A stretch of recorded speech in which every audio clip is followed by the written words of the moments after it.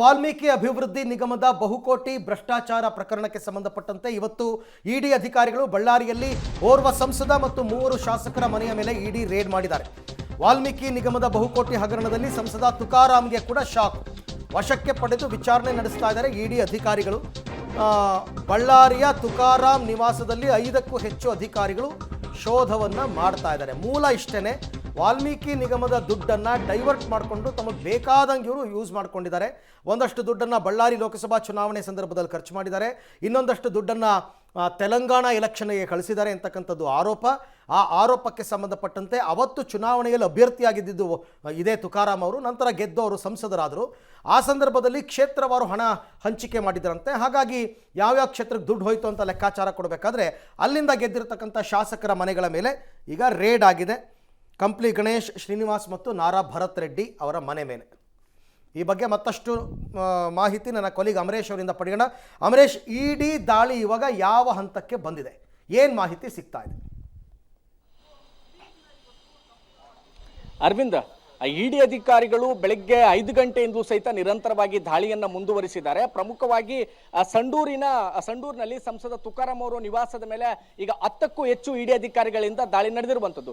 ಸದ್ಯಕ್ಕಿರುವಂತಹ ಮಾಹಿತಿ ಪ್ರಕಾರ ಬಳ್ಳಾರಿ ಮತ್ತು ವಿಜಯನಗರ ಜಿಲ್ಲೆ ಸೇರಿ ಒಟ್ಟು 7 ರಿಂದ 8 ಕಡೆಗಳಲ್ಲಿ 80ಕ್ಕೂ ಹೆಚ್ಚು ಇಡಿ ಅಧಿಕಾರಿಗಳಿಂದ ದಾಳಿ ನಡೆದಿರುವಂತದ್ದು. ಹೀಗಾಗಿ ಎಲ್ಲಾ ಕಡೆಗಳಲ್ಲೂ ಸಹಿತ ಒಂದಿಷ್ಟು ದಾಖಲೆಗಳನ್ನ ಮುಂದಿಟ್ಟುಕೊಂಡು ಇಡಿ ಅಧಿಕಾರಿಗಳು ಒಂದಿಷ್ಟು ಪ್ರಶ್ನೆಗಳನ್ನು ಕೂಡ ಕೇಳ್ತಾ ಇದ್ದಾರೆ. ಬಳ್ಳಾರಿಯ ನಗರ ಶಾಸಕ ನಾರಾ ಭರತ್ ರೆಡ್ಡಿ ಅವರ ಮನೆಯಲ್ಲೂ ಕೂಡ ಈಗಾಗಲೇ 10ಕ್ಕೂ ಹೆಚ್ಚು ಇಡಿ ಅಧಿಕಾರಿಗಳು ಅವರನ್ನ ಮುಂದೆ ಕೂಡಿಸಿಕೊಂಡು ವಿಚಾರಣೆಯನ್ನ ಮಾಡ್ತಾ ಇದ್ದಾರೆ. ಅಂದ್ರೆ ಯಾವೆಲ್ಲ ದಾಖಲೆಗಳಿತ್ತು ಅದನ್ನ ಮುಂದಿಟ್ಕೊಂಡು 1 to 1 ಪ್ರಶ್ನೆಗಳನ್ನ ಕೇಳ್ತಾ ಇದ್ದಾರೆ. ಆದ್ರೆ ಅದಕ್ಕೆ ಸದ್ಯಕ್ಕೆ ನಾರಾ ಭರತ್ ರೆಡ್ಡಿ ಅವರು ಯಾವ ರೀತಿ ಉತ್ತರ ಕೊಡ್ತಾ ಇದ್ದಾರೆ ಅನ್ನುವಂಥದ್ದನ್ನಷ್ಟೇ ಗೊತ್ತಾಗಬೇಕಾಗಿದೆ. ಅಂದ್ರೆ ಬಹುತೇಕ ನಾರಾ ಭರತ್ ರೆಡ್ಡಿ ಅವರು ನನಗೇನು ಗೊತ್ತಿಲ್ಲ ಅನ್ನುವಂಥ ರೀತಿಯಲ್ಲಿ ಉತ್ತರವನ್ನ ಕೊಡ್ತಾ ಇದ್ದಾರೆ ಅನ್ನುವಂಥ ಪ್ರಾಥಮಿಕ ಮಾಹಿತಿ ಸಿಗ್ತಾ ಇದೆ. ಒಟ್ಟು ಬಳ್ಳಾರಿ ಮತ್ತು ವಿಜಯನಗರ ಜಿಲ್ಲೆ ಸೇರಿದಂತೆ 3 ಶಾಸಕರು ಮತ್ತು ಓರ್ವ ಸಂಸದರ ಮೇಲೆ ಈಗ ದಾಳಿ ನಡೆದಿರುವಂತದ್ದು. ಬಳ್ಳಾರಿಯ ಸಂಸದರಾಗಿರ್ತಕ್ಕಂಥ ತುಕಾರಾಮ್ ಅವರು ಮನೆಯಲ್ಲೇ ಇದ್ದಾರೆ. ಅವರ ವಿಚಾರಣೆಯನ್ನ ಬಹಳ ತೀವ್ರತರವಾಗಿ ಈಗ ಅಧಿಕಾರಿಗಳು ನಡೆಸ್ತಾ ಇದ್ದಾರೆ. ಇದೇ ಕಾರಣಕ್ಕೋಸ್ಕರ ಏನು ಸಂಡೂರಿನ ಒಂದು 2-3 ಕಿಲೋಮೀಟರ್ ವ್ಯಾಪ್ತಿಯಲ್ಲಿ ಬ್ಯಾರಿಕೇಡ್ ಗಳನ್ನ ಹಾಕಿ ಯಾರು ಕೂಡ ಒಳಗೆ ಅಲ್ಲಿ ರಸ್ತೆಯಲ್ಲಿ ಕೂಡ ಓಡಾಡದೇ ಇರೋ ನಿಟ್ಟಿನಲ್ಲಿ ಜನರನ್ನ ನಿರ್ಬಂಧವನ್ನು ಕೂಡ ವಿಧಿಸಿ ಆ ರೀತಿಯಾಗಿ ಸಾಕಷ್ಟು ಭದ್ರತೆಯನ್ನು ಕೊಟ್ಟು ಇದೀಗ ತುಕಾರಾಮ್ ಅವರ ವಿಚಾರಣೆಯನ್ನ ಮಾಡ್ತಾ ಇದ್ದಾರೆ. ಇದೆಲ್ಲವನ್ನು ಗಮನಿಸಿದ್ರೆ ಎಲ್ಲೋ ಒಂದು ಕಡೆಗೆ ಇವತ್ತೇನಾದ್ರೂ ಒಂದು ತಾರ್ಕಿಕ ಅಂತ್ಯವನ್ನ ಈ ಒಂದು ಪ್ರಕರಣದಲ್ಲಿ ಕಾಣಿಸಬಹುದು. ಬಹುಶಃ ಒಂದಿಷ್ಟು ಶಾಸಕರು ಮತ್ತು ಸಂಸದರ ಮನೆಗಳ ಮೇಲೆ ಮತ್ತು ಅವರ ಸಂಬಂಧ ಇರತಕ್ಕಂಥ ಪ್ರಮುಖ ಮುಖಂಡರುಗಳ ಮನೆಗಳ ಮೇಲೆ ದಾಳಿ ನಡೆದಿದೆ.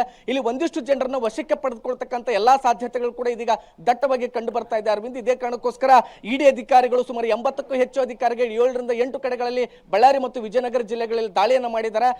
ಒಂದಿಷ್ಟು ಪ್ರಶ್ನಾವಳಿಗಳನ್ನು ಮುಂದಿಟ್ಕೊಂಡು 1 to 1 ಪ್ರಶ್ನೆಗಳನ್ನು ಕೇಳ್ತಾ ಇದ್ದಾರೆ. ಆದ್ರೆ ಸದ್ಯಕ್ಕಿರುವಂತಹ ಮಾಹಿತಿ ಪ್ರಕಾರ ಯಾವೊಬ್ಬ ಶಾಸಕರು ಮತ್ತು ಸಂಸದರು ಸಮರ್ಪಕವಾಗಿರ್ತಕ್ಕಂಥ ಉತ್ತರವನ್ನ ಕೊಡುವಲ್ಲಿ ತಡಬಡಿಸ್ತಾ ಇದ್ದಾರೆ ಅನ್ನುವಂತ ಮಾಹಿತಿ ಸಿಕ್ಕಿದೆ. ಅರವಿಂದ್, ಅಮರೇಶ್, 187 ಕೋಟಿ ಹಣವನ್ನ ರಿಕವರಿ ಮಾಡ್ಕೊಳ್ಳೋ ನಿಟ್ಟಿನಲ್ಲೂ ಕೂಡ ಇಡಿ ಹೆಜ್ಜೆ ಇಡ್ತಾ ಇದೆ ಅಂತ ಕೆಲ ತಿಂಗಳ ಹಿಂದೆ ನಾವು ನೋಡ್ತಾ ಇದ್ವಿ. ಸೊ ಆ ಫಾರ್ಮಾಲಿಟಿಯ ಭಾಗನಾ ಇದು? ಖಂಡಿತ ಮಮತಾ. ಈಗಾಗಲೇ ನಾಗೇಂದ್ರ ಅವರು ರಾಜೀನಾಮೆ ಕೊಟ್ಟ ನಂತರದಲ್ಲಿ ಅವರು ಜೈಲಿಗೆ ಹೋಗಿ ಬಂದ್ರು, ಮತ್ತೆ ಅವ್ರಿಗೆ ಬೇಲ್ ಸಿಕ್ತು, ಹೊರಗಡೆ ಬಂದ್ರು, ಮತ್ತೆ ಇನ್ನೇನು ನಾನು ಸಚಿವನಾಗ್ತೀನಿ ಅನ್ನುವಂಥ ಅತಿಯಾದ ಆತ್ಮವಿಶ್ವಾಸದಲ್ಲಿ ನಾಗೇಂದ್ರ ಅವರು ಇದ್ರು. ಆ ರೀತಿ ಒಂದು ಅಭಯವನ್ನ ಅವರ ಹೈಕಮಾಂಡ್ ಮತ್ತು CM DCM ಎಲ್ಲರೂ ಕೂಡ ಕೊಟ್ಟಿದ್ರು. ಆದ್ರೆ ಬಹುಶಃ ಯಾರು ಕೂಡ ಈಗ ಇರ್ತಕ್ಕಂಥ ಏನು ಇಡಿ ದಾಳಿ ಆಗಿದೆ, ಶಾಸಕರು ಮತ್ತು ಸಂಸದ ತುಕಾರಾಮ್ ಅವರು ಬಹುಶಃ ನಿರೀಕ್ಷೆಯನ್ನು ಕೂಡ ಮಾಡಿರಲಿಲ್ಲ ಮುಂದೆ ಒಂದು ದಿನ ನಮ್ಮ ಮೇಲೆ ಇಡಿ ದಾಳಿ ಆಗುತ್ತೆ ಅನ್ನುವಂಥದ್ದನ್ನ. ಹೀಗಾಗಿ ಇಡಿ ಅಧಿಕಾರಿಗಳು ಶಾಕ್ ಕೊಟ್ಟಿದ್ದಾರೆ. ಬೆಳಗ್ಗೆ ದಾಳಿಯನ್ನು ಮಾಡೋದ್ರ ಮೂಲಕ ದಾಖಲೆಗಳನ್ನ ಮುಂದಿಟ್ಕೊಂಡು ಪ್ರಶ್ನಾವಳಿಗಳನ್ನ ಕೇಳ್ತಾ ಇದ್ರೆ. ಹೀಗಾಗಿ ಬಹುತೇಕ ಏನು 3 ಶಾಸಕರು ಮತ್ತು ಸಂಸದರು ಕೂಡ ಸಾಕಷ್ಟು ಶಾಖಕ್ಕೆ ಒಳಗಾಗಿರುವಂತದ್ದು. ಒಟ್ಟು ಬಹುಶಃ ಇವರು ಯಾರು ನಿರೀಕ್ಷೆ ಮಾಡಿರಲಿಲ್ಲ ಅಂತ ಕಾಣಿಸುತ್ತೆ ಮಮತಾ ಇವತ್ತಿನ ದಾಳಿಯನ್ನ. ರೈಟ್, ಥ್ಯಾಂಕ್ ಯು ತಮ್ಮ ಎಲ್ಲ ಮಾಹಿತಿಗಾಗಿ.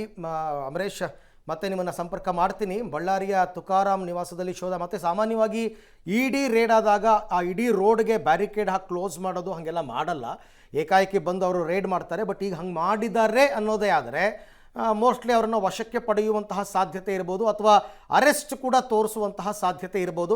ಸ್ವಲ್ಪ ದೊಡ್ಡ ಮಟ್ಟದಲ್ಲೇ ಆಗಬಹುದು. ಹಂಗೇನಾದರೂ ಆಯಿತು ಅಂತಂದರೆ ಕಾಂಗ್ರೆಸ್ನ ಸಂಸದರೊಬ್ಬರನ್ನು ಅರೆಸ್ಟ್ ಮಾಡಿದ್ದಾರೆ ಅಂತಂದರೆ ಪಕ್ಷಕ್ಕೆ ಮತ್ತಷ್ಟು ಮುಜುಗರ ಅದು ನಿಶ್ಚಿತವಾಗಿ. ಆಮೇಲೆ ಶಾಸಕರು ಮತ್ತು ಸಂಸದರಾಗಿರೋದ್ರಿಂದ ಅವರು ಕಾರ್ಯಕರ್ತರು ಬಂದು ಪ್ರಾಬ್ಲಮ್ ಮಾಡೋದು, ಈ ಕಾರ್ ಗಡ್ಡ ಹಾಕೋದು ಅದೆಲ್ಲ ಮಾಡ್ತಾರೆ ಅನ್ನೋ ಭಯ. ಹೀಗಾಗಿ ಪೊಲೀಸ್ ಪ್ರೊಟೆಕ್ಷನ್ ಅನ್ನು ಪಡ್ಕೊಳ್ತಾ ಇದ್ದಾರೆ. ಏನೇ ಪೊಲೀಸ್ ಪ್ರೊಟೆಕ್ಷನ್ ಪಡ್ಕೊಂಡ್ರು ಅವ್ರ ಕೆಲಸನ ಅವರು ಸ್ವತಂತ್ರ ಸಂಸ್ಥೆ ಅವ್ರು ಮಾಡ್ತಾರೆ. ಅದಕ್ಕೆ ಯಾರು ಕೂಡ ಅಡ್ಡಿಪಡಿಸೋದಕ್ಕಾಗಲ್ಲ. ರಾಜ್ಯ ಸರ್ಕಾರವೂ ಕೂಡ ಕೋಆಪರೇಟ್ ಮಾಡಬೇಕಾಗುತ್ತೆ. ಇ.ಡಿ. ರೇಡ್ ಆಯಿತು ಅಂತಂದರೆ. ಅವ್ರೇನಾದ್ರು ಕೇಳ್ಕೊಂಡ್ರೆ ಅಲ್ಲಿನ ಲೋಕಲ್ ಪೊಲೀಸ್ ಸ್ಟೇಷನಿಂದ ಪ್ರೊಟೆಕ್ಷನ್ಗೆ ಅಂತ ಪೊಲೀಸರನ್ನ ಕಳಿಸ್ಕೊಡ್ಬೇಕಾಗುತ್ತೆ. ಸೊ ಆ ರೀತಿ ಎಲ್ಲ ಆಗುತ್ತೆ. ಆದ ನಂತರ ಒಂದು ವೇಳೆ ಏನಾದರೂ ಇವರಲ್ಲಿ ಯಾರಾದರೂ ಒಬ್ಬರನ್ನು ಅರೆಸ್ಟ್ ಮಾಡಿ ಬೆಂಗಳೂರು ಕರ್ಕೊಂಡು ಬಂದರೆ ಆಗ ಈ ಪ್ರಕರಣ ಮತ್ತಷ್ಟು ಬಿಸಿ ಆಗುತ್ತೆ ಖಂಡಿತವಾಗಿ. ಸೊ ಮುಂದಿನ ಹಂತದಲ್ಲಿ ಏನಾಗುತ್ತೆ ಅಂತಕ್ಕಂಥ ನೋಡ್ತಾ ಹೋಗೋಣ.